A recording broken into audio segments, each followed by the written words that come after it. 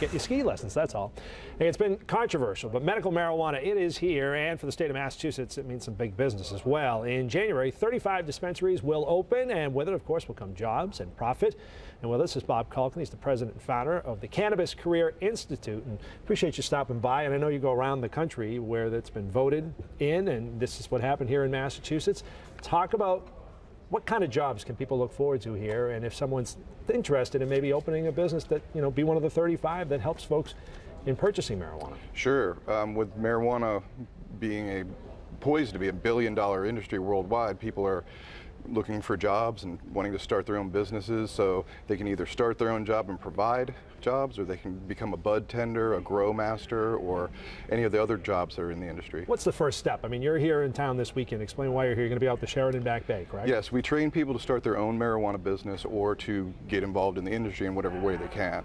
So we go from city to city, training people on how to create a business plan that will be attractive to investors, or how to find people for their team so they can be successful. I would imagine you find a lot of people with a lot of questions. Yes, they ask me all the time, how do I get into the industry? How can I make money? How can I feed my family, basically? And let's talk about some of the jobs. I mean, you touched on a few of them there, but I mean, this is something that someone could get a job and support their family, obviously, and it would be a long-term job for them as well. Yes, now I can safely say that you can have a lifelong career in cannabis. If I had a kid, I could say, you can go into this industry and make money and do it for the rest of your life.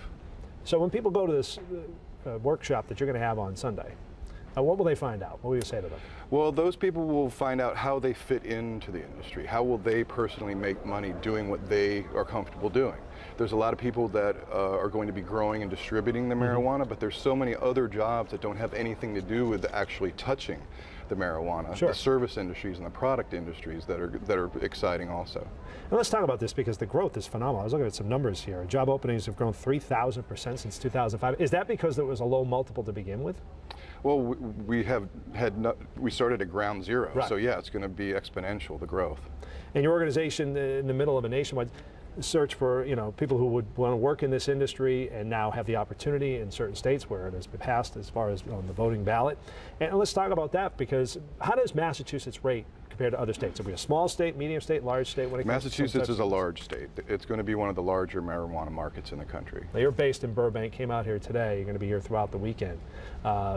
What has the state of Massachusetts done as far as providing you with everything you need to do your job and try and get the proper people in place to put these locations together and get them up and running? You should be excited, because there is a framework, there are rules, it's going to be a state-approved system. Anybody that starts a business is going to be accepted, and they're going to be tax-paying citizens like any other business. What about just people's viewpoint when you tell them what you do?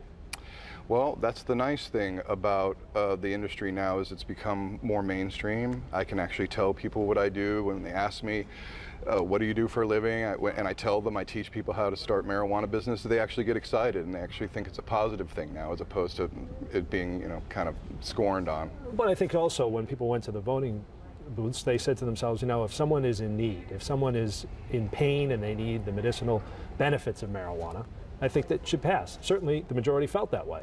I think we've seen a maturity in the outlook of the voters. Very good. I'm going to have to leave it at that. Bob Culkin with the Cannabis Career Institute. We appreciate you stopping by and shedding some light on this. It's very interesting and obviously new for a lot of people here in Massachusetts. I'll be here anytime. Thank you. Maria.